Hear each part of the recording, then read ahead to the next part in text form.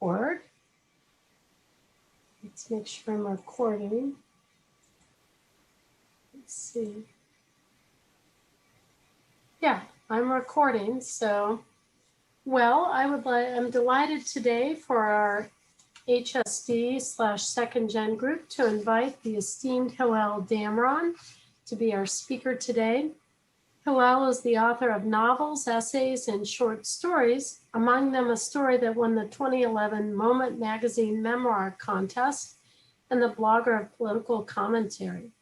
He studied film at the London Film School and became a film director of TV documentaries, a feature film, and numerous video shorts, as well as a movie critic for a well-respected magazine in Israel, where he also won a short story award from Fantasia 2000 magazine.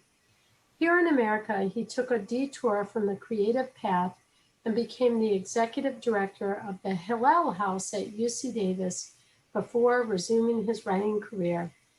He was born in kibbutz Hephtziba in Israel to Holocaust survivors, and he later served as an officer in an elite IDF unit where he was wounded in battle. So I'm delighted to turn it over to Hillel.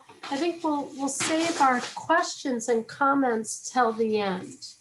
So take it away, Hillel.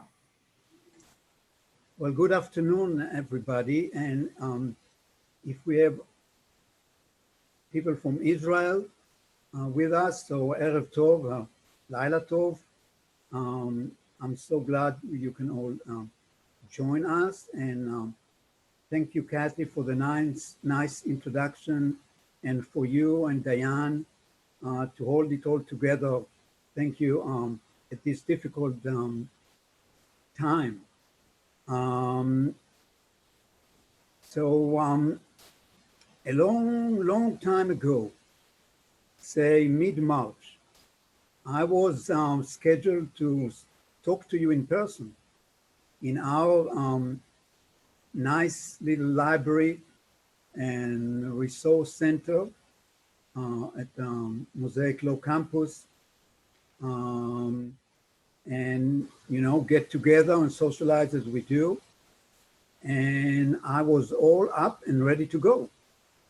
And I remember that I was there on Wednesday about 7 months ago in mid-March. And because as I was doing each Wednesday, volunteering to help Suzanne and Liz in the business of the library, when the two shoes, so to speak, dropped together, both our event was canceled and Yom HaShoah was canceled, and thereafter everything else. And, as I was thinking how to make this presentation today, I was really deep in thought how to recapture the magic, so to speak, and what I was about to tell you, back then. And I think in the larger picture of things, this might be the problem for all of us, once things, if they ever get back to normal, how to recapture, our lives and things we used to do together. So I'm going to make a few changes, because then I was about to divide my talk into two parts. The second part was about to be devoted to a special book I was about to present, and a project, Book of Dreams, but this is now no longer valid. And I will devote the entire talk to the kibbutz, as noted, the way it used to be there under the biblical mountain and the shadow of the Holocaust. It reminds me that when Kathy asked me to talk to you about, the Holocaust and the kibbutz, I said, there isn't much to say, isn't much to talk. And then she said, well, tell us about the kibbutz too. Not everybody knows.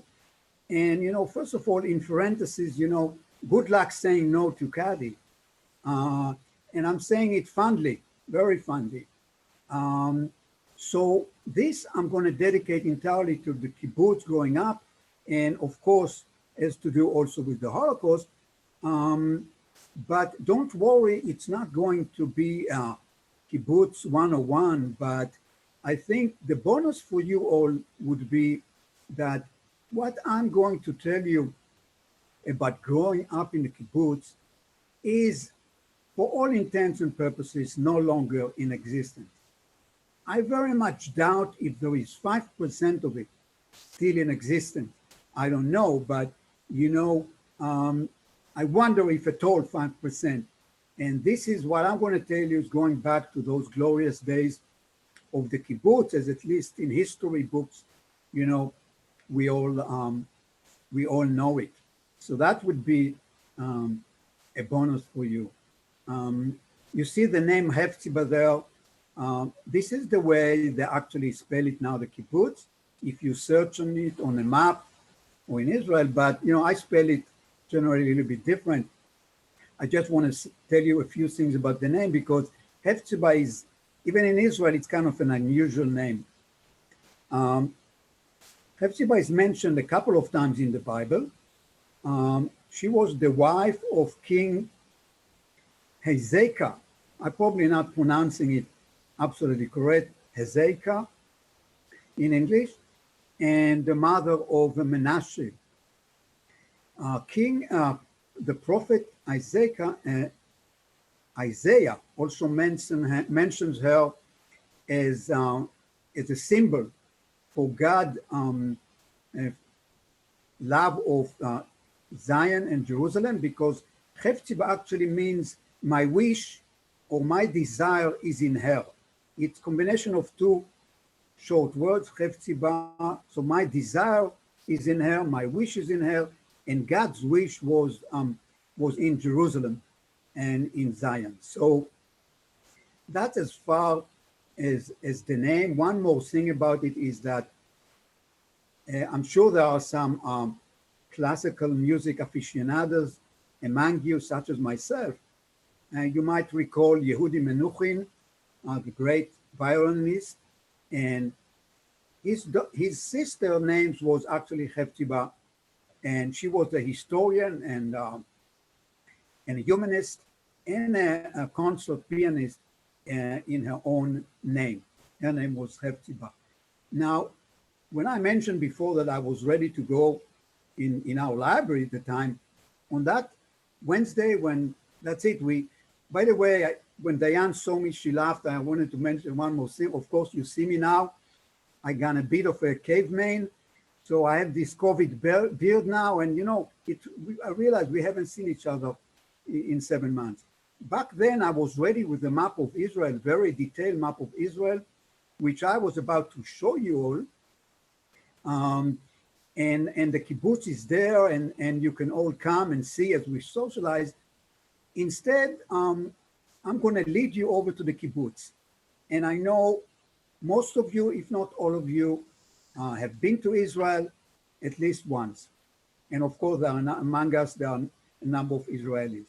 So let's say we all landed in Ben Gurion International Airport, and we are loading our tour buses, and we drive to Tel Aviv. And from Tel Aviv, we take the coastal plain highway directly all the way along the Mediterranean coast to Haifa, city by the bay. And from there, we turn east towards the Jezreel Valley. And between the towns of Tivon and Yokneam, we drive to the town of Afula, which was, back when I was growing up, called the capital of the valley. And from there, we continue eastward the city of Beit Shan, and there on the border of the Jezreel Valley. And Beit Shan Valley is underneath Mount Gilboa, is where my kibbutz is. 10 minutes or so, 15 from Beit Shan, and about 5 minutes, 10 minutes walk from Gan HaShlosha. You might be familiar with this very unique, warm, spring-fed pool from the mountain, which some people even know Christian as the original Garden of Eden. Very unique place. I still consider it my fountain of youth. As for the kibbutz, you know, I want to tell you a few things about the kibbutz. Currently in the kibbutz, there are two tourist attractions. If we reach there with our buses, one is the famous, the oldest mosaic floor, which you can see on the left, discovered in the early days of a Byzantine synagogue. And this is the Zodiac. And this is a memorial that the kibbutz issued 35 years to the foundation and going on the ground. And on the right, you can see the kibbutz as it was there. You know, like 35 years ago now, the kibbutz was established in 1922, so in less than Sukkot, so in less than 2 years, it will celebrate 100 years. So kibbutz Hephtziba is quite an old kibbutz, and one of the oldest, not the oldest, but one of the oldest. And it was established by people from immigration from Germany and Czechoslovakia. Educated people who were socialists who came to renew Israel and build the land. Later came the immigrant refugees from the Holocaust, from Hungary, Europe, Russia. Anyhow, the other tourist attraction currently in the kibbutz is the very kind of famous Japanese garden, but I won't go into it. It's an interesting story for later. If you ask me, I'll tell you about it. One more anecdote at the kibbutz. Before we move on, I wanted to tell you that in those olden days, there was a writer, some of you might be familiar with him. His name was Arthur Koestler. And Arthur Koestler wrote a book called Thieves in the Night. It's a very fine book, novel about establishing a kibbutz in the early days of Israel. And it based it in part on kibbutz Hephtziba, and in fact dedicated it to a couple of people he knew that lived in a kibbutz. And the funny thing is that he was in a kibbutz for a while, and he requested to become a member, but they rejected him for whatever reason. You know, maybe it said a writer, he cannot work in the field, whatever. I think it was short-sighted on their part. You see, that's why I left. Anyhow, but he was and he left the kibbutz.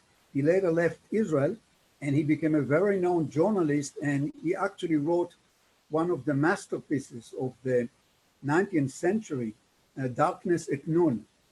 So that's about, you know, anecdote about Arthur Koestler. And I want to show you now this picture of the kibbutz. I took myself. I'd say this is 1970, around 1970. Obviously, this is almost about 50 years from today. So things change even more. Here on the right, where there is nothing much. I don't know if you see my cursor. Now stand the Beit Ha'am, House of the People, and all kind of other things.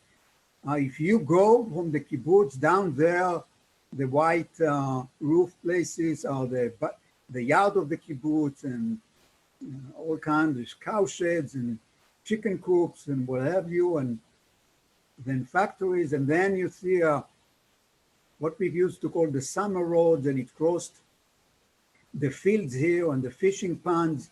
And over here is the kibbutz Bet Hashita. I used to call this place the Valley of Kibbutzim, actually, the Valley of the Kibbutzim. So many kibbutzim there. Also, you can see in the foreground that, yes, it's a little bit green, but it's also very rocky.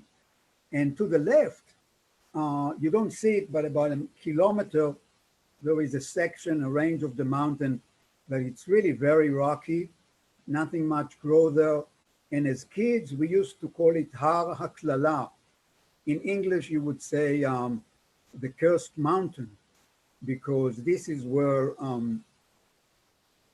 King Saul and his son Jonathan fought the Philistine and died fighting them, and where King David, or later become King David, said his famous eulogy on his brother Jonathan. And I mention it because this is Mount Gilboa, and it was very significant. You can't see it in the picture. We are actually on the slope, on the foot of the mountain. And even though the kibbutz was built by socialists and later immigration from Europe, all the people forgot about God or left it in the concentration camps.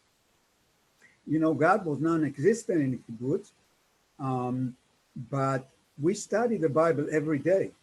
Even growing up, I remember it. So the Bible, or studying the Bible, was very important to us. So that's about the mountain and about the kibbutz. And now I'm going to tell you the first anecdote as related to the Holocaust. The first anecdote or story is actually quite the exception from the other story, for the reason that it's partly fictional. Let me explain. You all, or some of you remember that I spoke to you in person about my father's experience in the Holocaust. Very quickly, to those who did not join us at the time, my father in 5-6 years had been to 3 labor camps and escaped 3 labor camps during the Holocaust, and ended up on the street and on the sewage tunnels of Budapest, while the Allies already rained bombs and somehow survived the Holocaust. And he also, when I asked him, would speak about it, but as I told you a couple of times, my mother never spoke about the Holocaust. And to me, she still doesn't speak. So as I'm working on my latest novel, my magnum opus, so to speak, last year or this year, and suddenly I wrote this thing that the only and last time my mother ever told me about the horrors she experienced in the Holocaust was when she was nursing me as a baby. And instead of lullabies, she told me about the horrors she experienced, thinking I would never remember, but also hoping I might remember, and warned me about the terrible world and about the dangers of the world and how to behave or how to be ready. And first of all, I want to tell you that people who don't know, those days, there was a baby's house. So my mother, after recuperating in the hospital, after 2-3 days, however it was, brought me directly to the baby's house. And our class, our generation, we grew up in the baby's house. There were a couple of women from the kibbutz who took care of us. And of course, the mother would come and the father would come to visit the baby and to nurse him. But, from then on, until I turned 18, I grew up with my classmates. All the way when we went to the army. In my case, when we went to, I was sent by my movement to Haifa to work with inner city kids. And so she brought me to the baby house, and, so I wrote these scenes. And from then on, as we grow older, we have memories that growing younger and younger. I in fact have memories of myself when I was 2 years old. So I'm just saying it's not so far-fetched.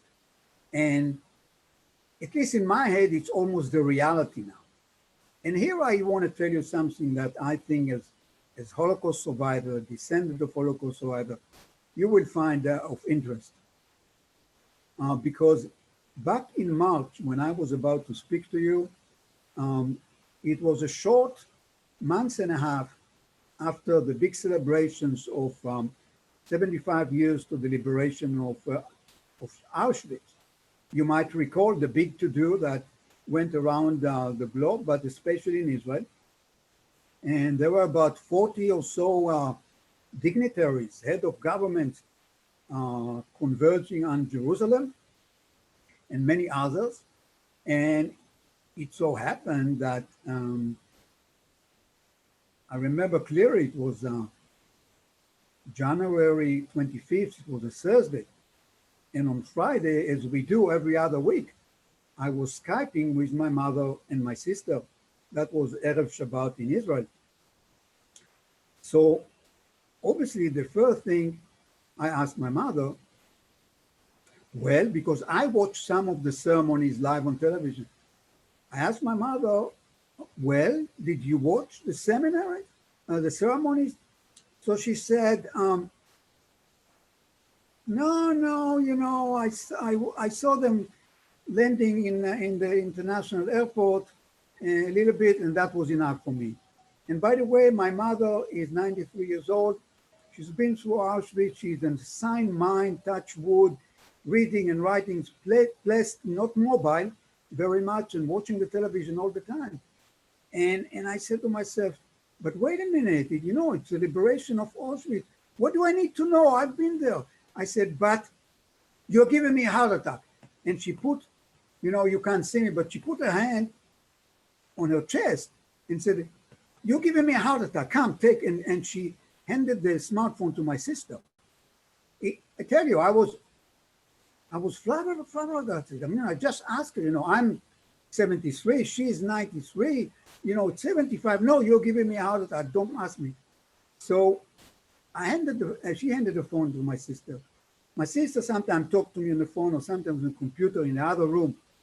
So she went to the other room, and usually we speak for about 20, 30 minutes. So she's not speaking to me, but 1 or 2 minutes when she says, you know what, I better check on her. So let's end the conversation right now. I better check on our mother. So imagine me, right? I'm on the other side of the world in Sacramento, there in Tel Aviv, and I'm just, what? I'm giving her a heart attack just asking her if she saw the ceremonies for Museum Yad Vashem. So, I mean, I felt terrible. So luckily, about 2 hours later, my sister texted me, you know, saying she's all right now. She calmed down. So this is just give you a sense of my mother in relation to me and to the Holocaust and to the horrors. You know, little by little, through my Israeli son, I don't know if he's joined us, I don't know, and my sister, and you know, I do collect bits and pieces, and one day I do hope to be able to also tell you what my mother experienced. But I want to tell you that also, one more thing in regard to that, because I think it will interest you very much. And you know, lately, not long ago, I've read an article in one of the Israeli newspaper online by an Israeli professor, in fact, from Ben Gurion University. And he wrote an essay about Franz Kafka. Now, Franz Kafka is one of the most favorite authors. I have all his works in my library, and I just read, because of the plague, Metamorphosis again. And so I was very interested because the title was Kafka in Memory. So obviously he talked in the article about Kafka and memory, but then he said Kafka was all about forgetting also. And he made the case that Kafka made the case that forgetting is liberation. Forgetting can be freedom. And it then hit me that for my mother, at least, forgetting was freedom. And that's what she's been trying to do, all her life. Here's a picture of me and my mother. This is already when I left the kibbutz after the army, and my mother was already living in the city for quite some years. I was kind of bohemian in the making, and she, what I was tell you that my mother never slept, as I learned lately after that, without sleeping pills as it is. And you can see maybe it's a little bit difficult. You can see the dark shadows under her eyes. I never saw a person in all my years with darker shadows under the eyes. And so you can understand the forgetting is Going upstairs. Okay. forgetting. Please be quiet. Forgetting is freedom, and that was for my mother. So that's for the first story has to do with my mother. Second story I'm going to tell you about growing up in the kibbutz was when I was about 6 or 7 years old, and I just started elementary school. We were about 12 kids in my class, all of them sons and daughters of kibbutz members. In those days, we were all son and daughters kibbutz members. Later, as I would grow up, we in the kibbutz will sometimes will get, kids from the city, what we used to call yaldei chutz, outside kids who will come to the kibbutz, in most cases from social, economic, difficult situation. And sometimes they live, sometimes they grow up. And I, in fact, have a brother, Uzi, I think he joined us. And my family adopted him, and he grew up in the kibbutz. But in Kita, we actually started Kita Bet for whatever reason, second grade. We have 12 kids. So not a week passed from when we start school, I'd say second or third days, when suddenly there is a big to-do, and this woman shouting burst into our class. Her name was Esther, and she had a daughter named Ilana in our class. So she jumped at Ilana, and she was shouting a little bit incoherently, but really loud. They won't take her away from me. I won't let the Nazis take her away from me. And she was pulling her daughter, who tried to hang on to her chair and her desk. She was really shouting really loud. We were in shock. Our teacher, Nechama, went over, and she somehow managed to take both Ilana and Esther outside the class. Of course, we kids, we erupted, as kids do. Meshugana, Meshugat, crazy woman, da. After some minutes, I remember Nechama came back. She came back by herself, and she quieted us down. And she explained, or we asked in so many words, she said that Esther suffered in the Holocaust. I'm not sure. I don't know if I don't remember that, if she lost a child, but I know she lost her family. And she was just suddenly was afraid, not seeing her daughter, that her daughter would be taken away from her. And that's what happened. This instance, this did happen a number of times, by the way, until Esther was treated a little bit more professionally for her mental issues. And I just say that she became a regular member in the kibbutz. She worked. It's not as if she, but she received some treatment, and then it stopped. One more thing in related to us that so this was really the first for me instance of learning about the Holocaust kind of firsthand. And one more thing that I think is very interesting is that about 2 hours later, after this happened, the father of this girl, of Ilana, brought her back to school, to the class, and his name was Carmi.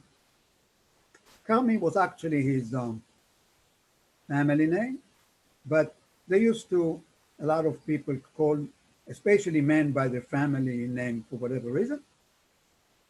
And he brought back his girl, his daughter. He was a very nice man, and he was the baker of the kibbutz. And every now and then, he would bake special bread, which is like halfway pita. It's not what you don't pita bread these days. It was more like a combination of pita and bread. I still remember it as the best bread I ever tasted, and used to bring it to us. And this is amazing thinking about it now, because Hephtziba had one of the first, if not the first, very significant dining room built. So you have the dining room of the kibbutz, then you have the kitchen, and then you had the bakery, the big oven. And he used to get up, 3 o'clock in the morning, and he used to bake the bread for the kibbutz. There was no sliced bread or anything. And he used to bake, I don't know if you're, again, watch public television as I do, and if you like Masterpiece Theater and Masterpiece Mystery, you might recall those beautiful commercials for Norwegian tours or Viking tours. There is a scene where this very nice dressed woman, a guest, I suppose, is standing by this very hot oven, and there is heavy-set woman. She has an apron around her waist. She's all smile, and she brings with this wooden tray loaf of bread, hot bread, and showing it to the woman. I don't know if you remember what. This always reminds me of Carmi. So I would just add that in those days,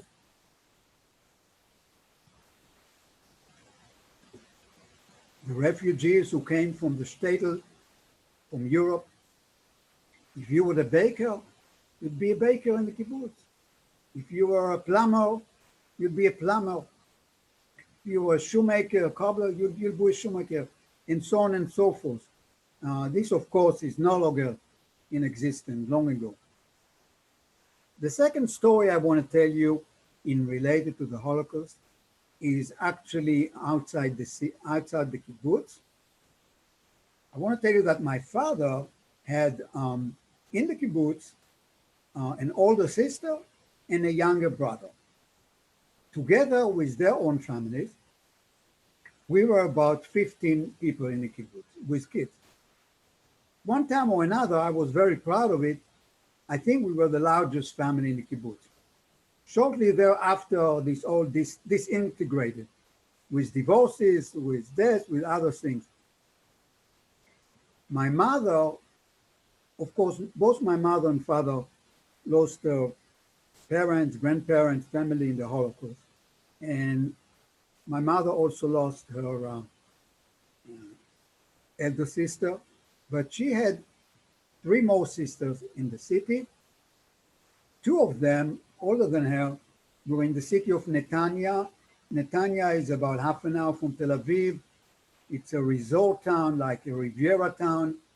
And 2 of the sisters lived there, and every summer we will go for 2 weeks vacation, which I still remember very fondly because it was on the shore of the Mediterranean. So we'd go to the beach every day. It was glorious.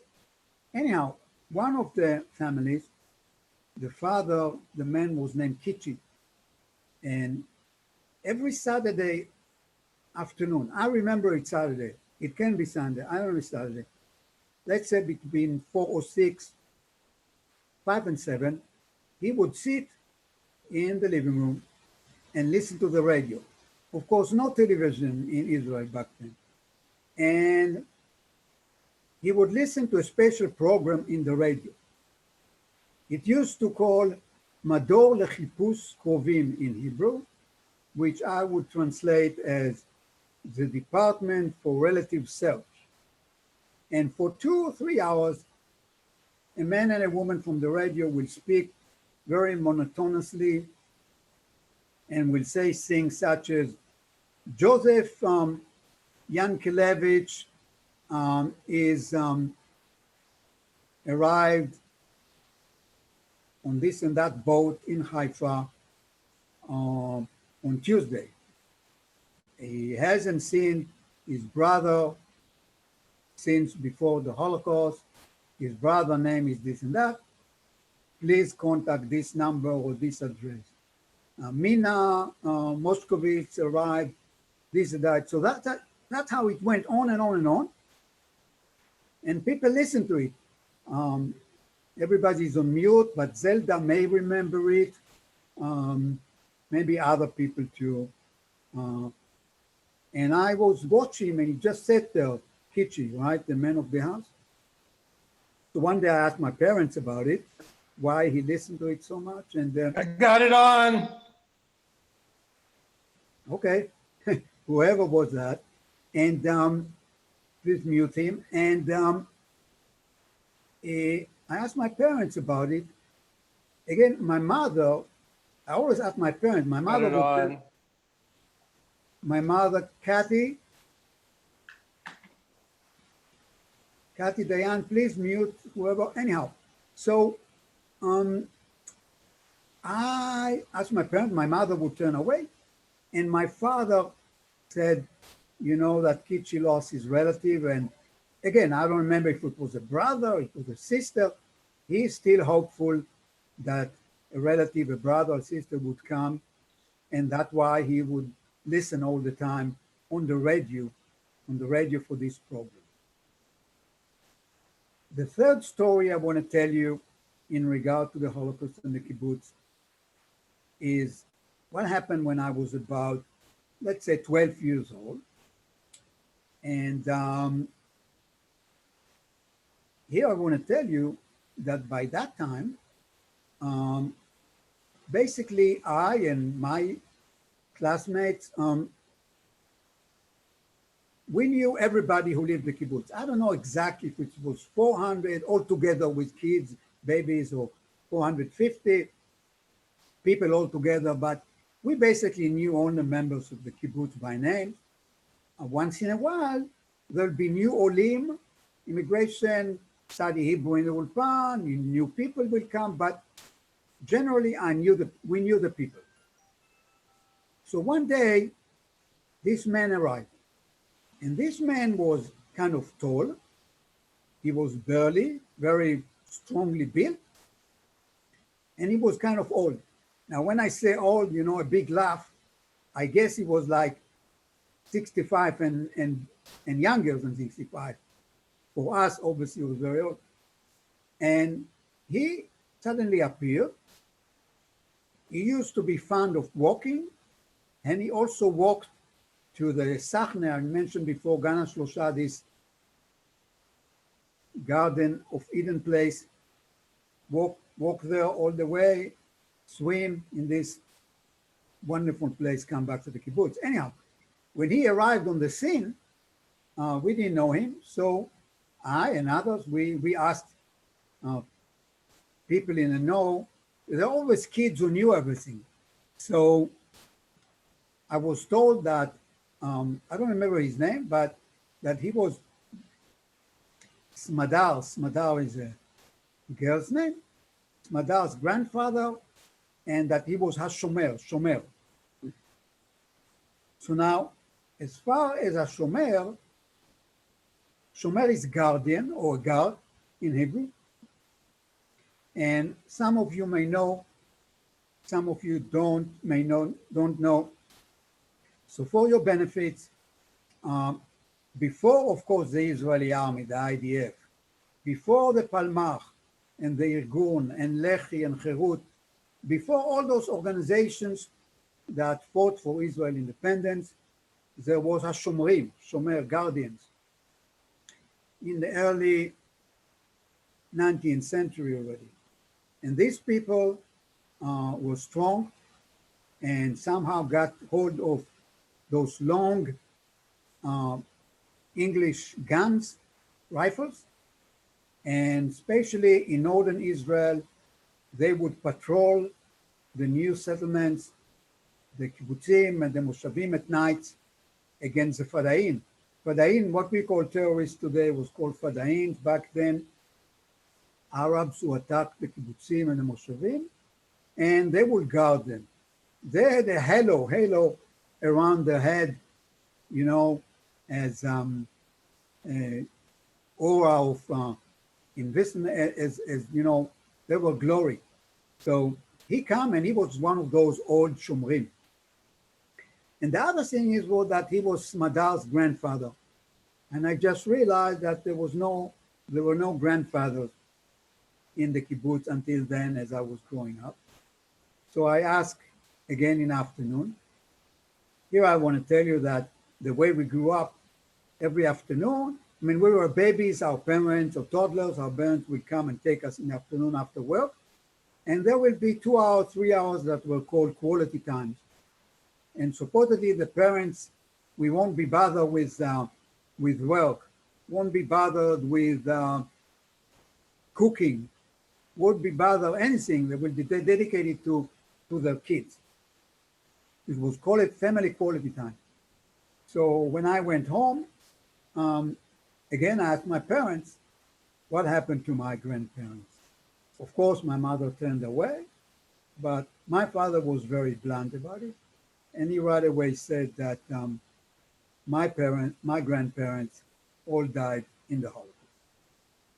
So that was another thing that dawned on me, realizing it that back then. The next story I want to tell you is, before that I'd say, you know, even though there were many people who were, like my parents, Holocaust survivors, it wasn't as if we all the time talked about the Holocaust, and I don't even remember how much we studied. Of course, when Yom HaShoah came, we learned a little bit about Yom HaShoah and what to do. And so I want to tell you about Yom HaShoah in the kibbutz as I'm growing up. Let's say I'm in my early teens, junior high school. And back then, we used on Yom HaShoah to load ourselves on a truck, on a lorry, you know, and the truck would drive us all the way to a kibbutz called Lochamei HaGetaot. That was a kibbutz. The translation is the ghetto fighters. So that was the kibbutz of the ghetto fighters. And it was established by ghetto fighters, you know, from Poland, who built this wonderful kibbutz in Lower Galilee. This kibbutz, by the way, has the oldest, I believe, before even Yad Vashem, oldest museum dedicated to the Holocaust. I visited that museum not once, and I recommended it wholeheartedly. People here who are still planning one day, you know, when this is all behind us, to be able to travel to Israel, to visit this kibbutz and visit this museum.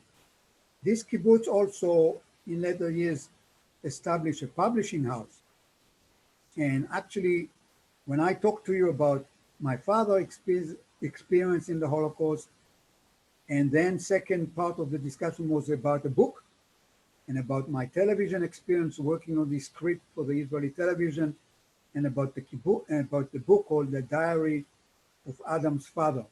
which I then gave to the library.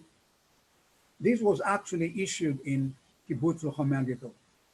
This kibbutz also had a very, if I remember correctly, nice Roman amphitheater and also a beautiful Roman aqueduct. And in this amphitheater, from certain age, all the kibbutzim teenagers would gather to for Yom HaShoah memorial. And part of the ceremony wasn't so different from what we are trying to accomplish here. There were some speeches, some people who experienced the Holocaust talked about the Holocaust. There was some reading of poems and things of that nature. We all sat there. But also after that, we all had campfires. That's how I remember different campfires. And we met boys and girls from different kibbutzim, and we sat around the campfire and we sang songs, and maybe we danced the horas, we had food to eat. So for us, excuse the expression, we used to call it Chag HaShoah, the HaShoah celebration. So that's how it was in my mind back then. But that's what we did as far as the Yom HaShoah. Now back in the kibbutz, my next story is about Passover. And first of all, let me tell you that Passover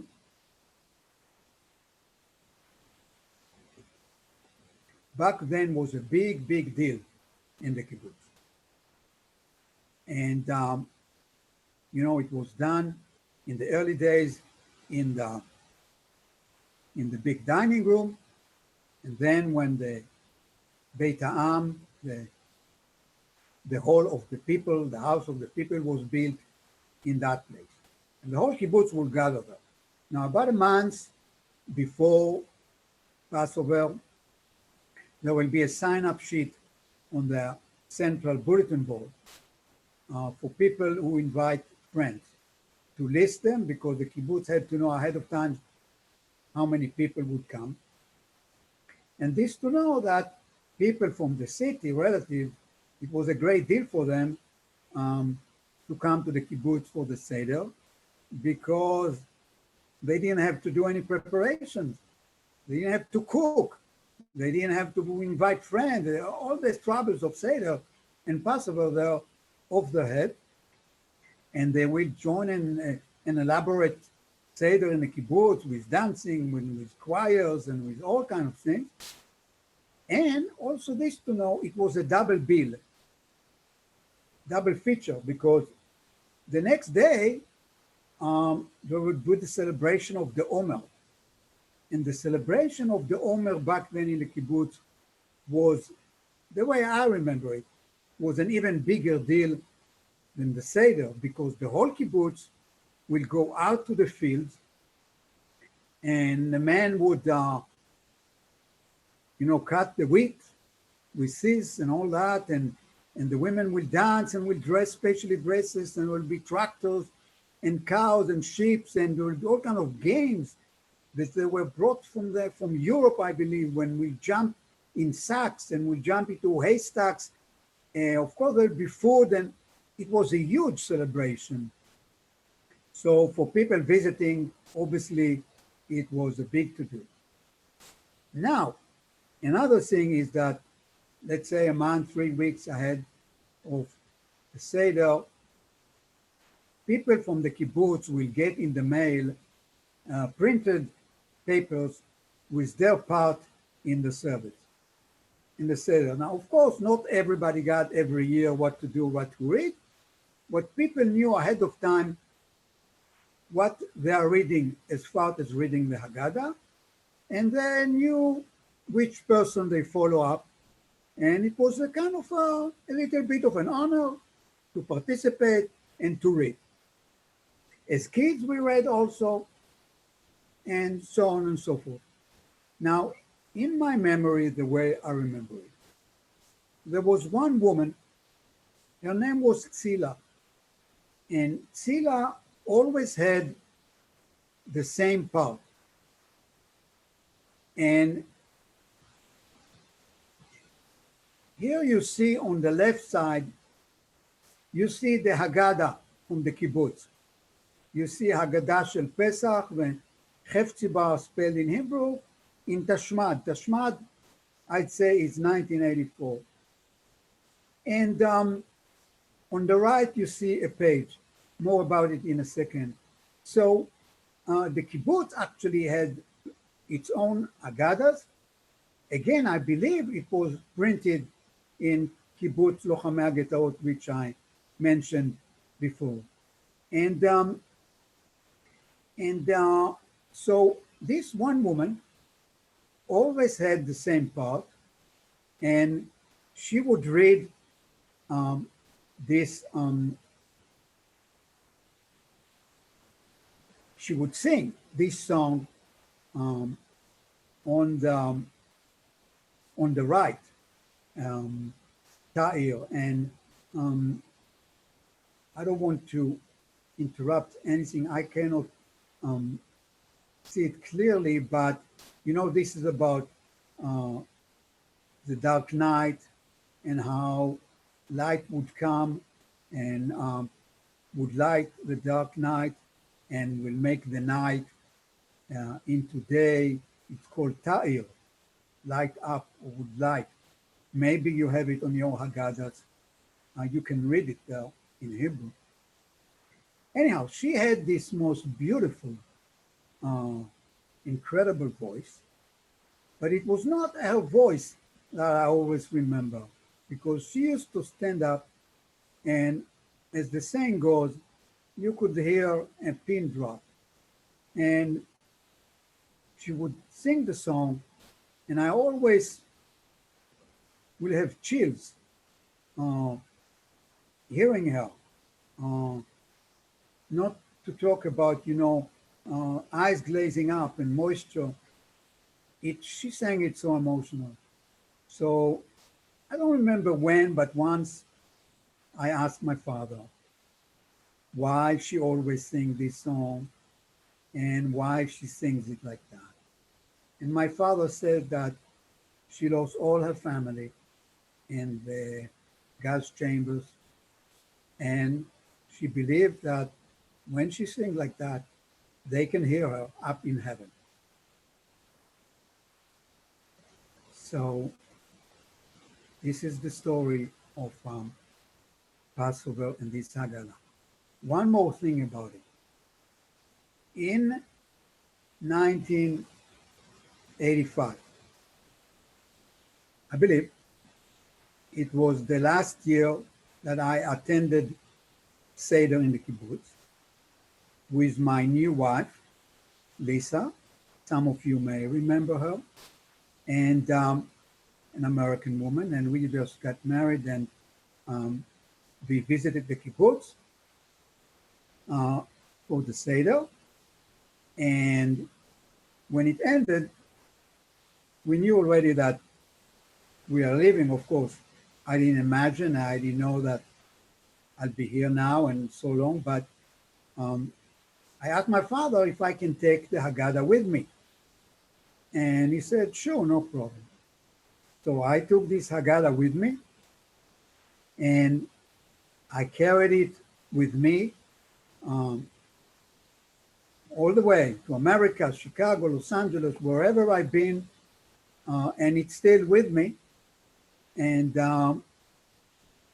you can see it now. And the incredible thing and sad thing is that a year later, maybe 2 years, I remember it as a year later, but maybe 2 years later, we were in Los Angeles already, and we were invited to the Seder with friends.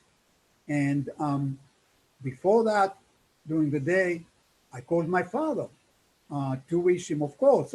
Remember, back then, no cell phone, no computer, no that. I mean, but telephone, regular, landline. So I called my father and to wish him a happy Passover and see how he's doing. And he said, Hillel, you won't believe it, but we are not celebrating the Seder any longer. What? I was in total shock. And he said, that's it. They decided not to go into the trouble. And this is one of those major watershed moments in the disintegration of the kibbutz as we knew it back then. I asked him, of course, well, what are you going to do? And he said, I'm going to join Hillel. Hillel, it's funny, my name is Hillel. I have a cousin 1 year younger than me. She is still in the kibbutz. Her name is Hillel. Luckily for him, she's still there, and she had a family back then. But you know here for lonely people or single people, how it is difficult on that. In the kibbutz, I can't imagine what they're doing, but that's it. So the last, or the one before the last, Seders to be held in a kibbutz, I was present and I had the Haggadah to show for it. So I'm very pleased about that. The next and last story I want to tell you about the kibbutz and Holocaust, before we move on to questions, answers, socializing virtually,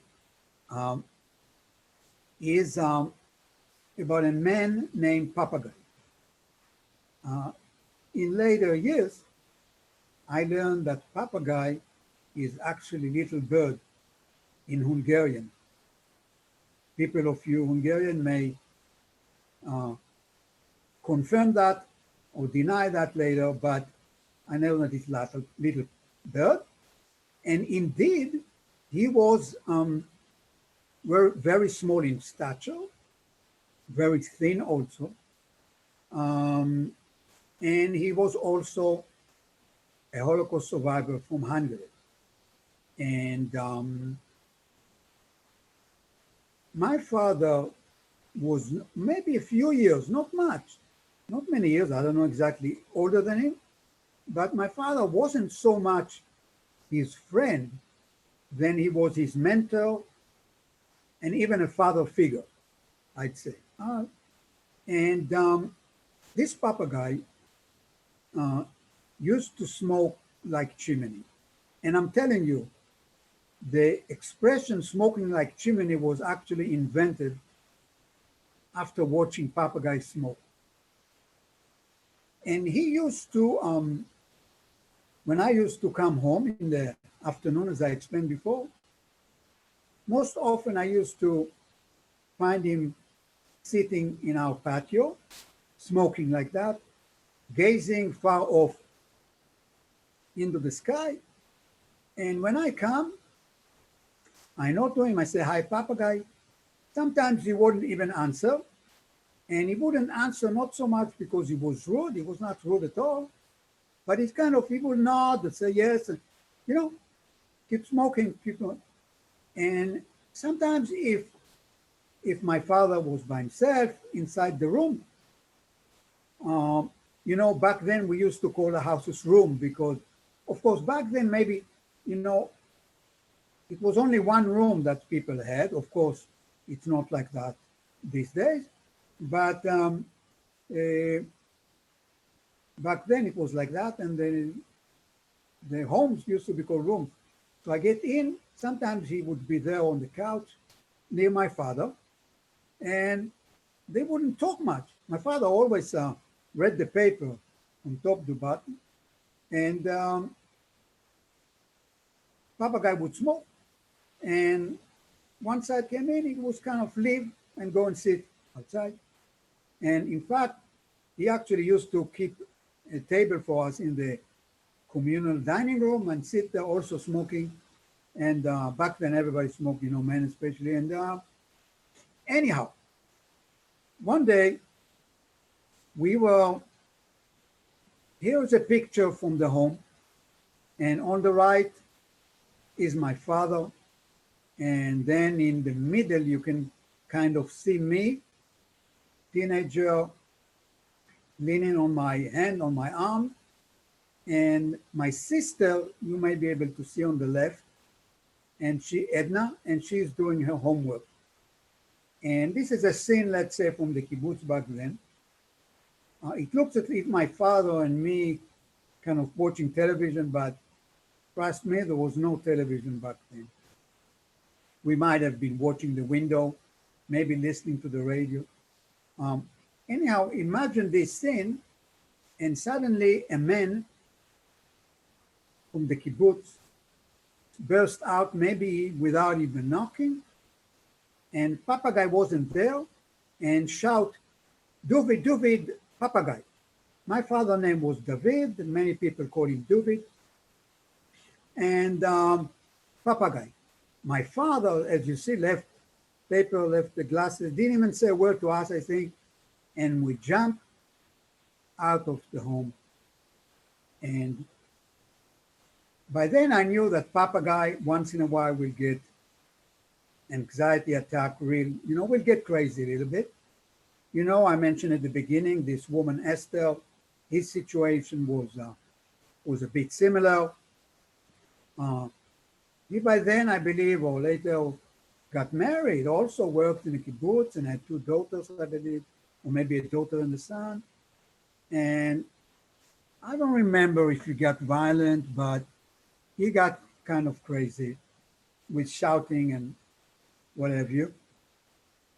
And my father was the only person in the kibbutz who could restrain him and hold him until a nurse would come, a doctor would come, will inject something into him, and he would be taken to the hospital. And he also got treated for his mental issues. So one day, when my father returned home, I asked him, what's the matter really with Papagai? As stated before, my father was very blunt with his answer. And he said that Papagai shoved his own parents into the gas chambers in Auschwitz.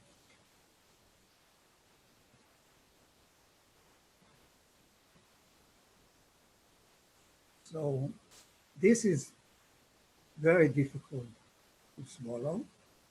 And as you can hear me, I'm choking now. But that's what my father told me. And of course I believe my father, but you find such a thing very hard to believe.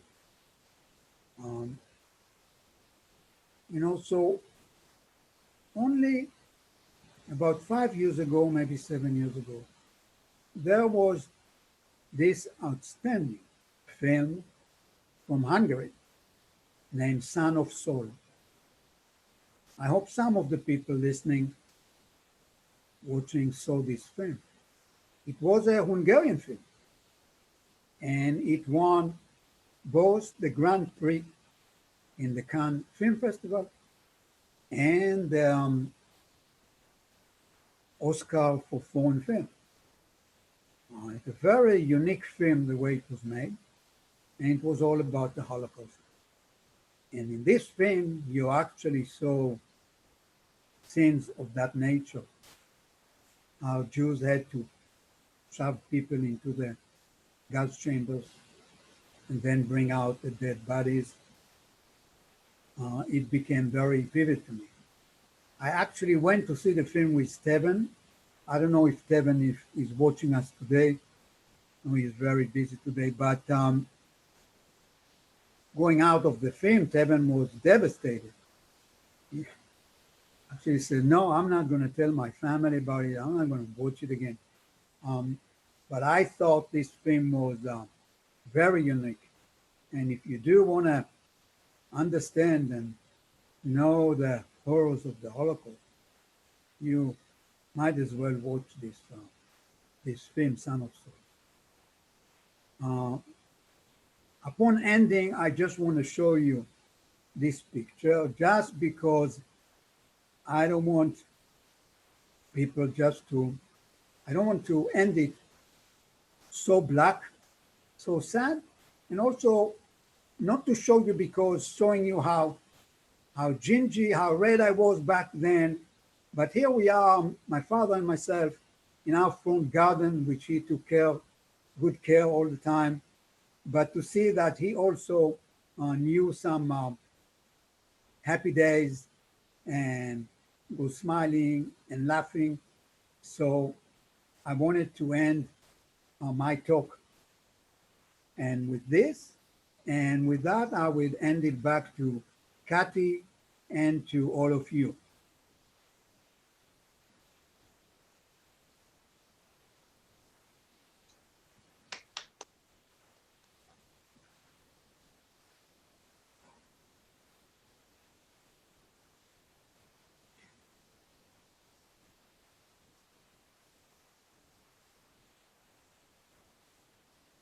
So where is Kathy?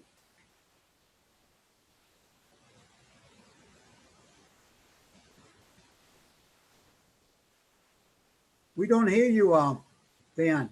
You need to Hi there. unmute everybody. That's right. Let me see if I can do that. Meeting setting. Because I gave, let me see here.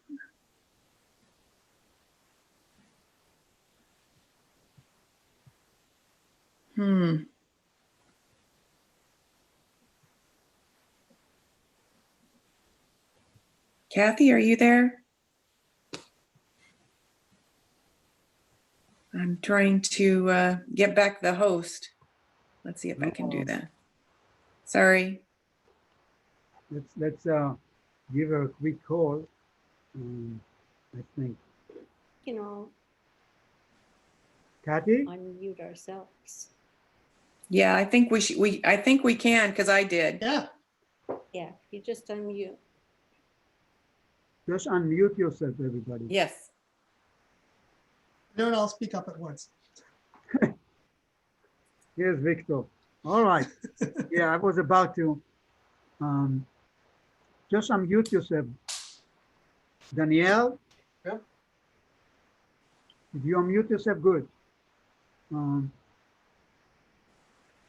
I just want to say thank you. It was very interesting, you know, and you have a fascinating history, childhood background. And I like how you, you know, that you used several things and connected them together. Thank you. Any questions? Anybody, you can unmute yourself if you want to ask him questions. If you make a comment. Hello. Hey, Yes, Nancy, we don't I'd like see to you, ask but- a question. I'm Nancy Lazarus. I wanted to ask, you said that